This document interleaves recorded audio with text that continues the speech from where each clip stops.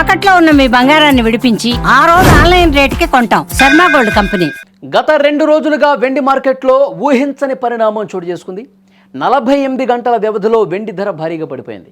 ఈ 2 రోజుల్లోనే ఏకంగా 75,000 రూపాయలు తగ్గింది. నిన్న 20,000 రూపాయలు తగ్గగా ఈరోజు మరో 55,000 రూపాయలు భారీగా దిగొచ్చింది. దీంతో సామాన్యులకు ఇదొక తీపి కబురు. నేనంటే మార్కెట్ పరిస్థితిని ఒకసారి చూస్తే జనవరి 30న కేజీ వెండి ధరలో 20,000 రూపాయలు తగ్గుదల కనిపించింది. అప్పుడు కేజీ వెండి ధర 4,05,000 రూపాయలు ముగిసింది అక్కడ. మళ్ళీ ఈ రోజు అంటే జనవరి 31 శనివారం నాటికి వెండి మరింతగా పడిపోయింది. ఈ రోజు ఏకంగా 55,000 రూపాయల భారీ క్షీణత నమోదైంది. దీనివల్ల ప్రస్తుతం మార్కెట్లో కేజీ వెండి ధర 3,50,000 రూపాయలకు చేరుకుంది.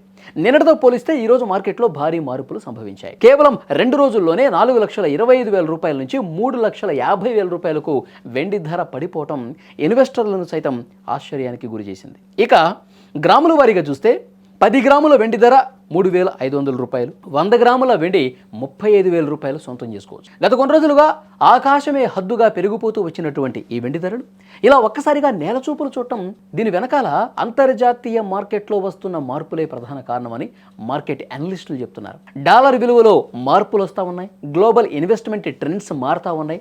కాబట్టి ఒత్తిడి మీద ఈ రకమైనటువంటి ఒత్తిడి పెరుగుతోంది. అందుకే ఇలాంటి పతనాన్ని మనం చూస్తున్నాం.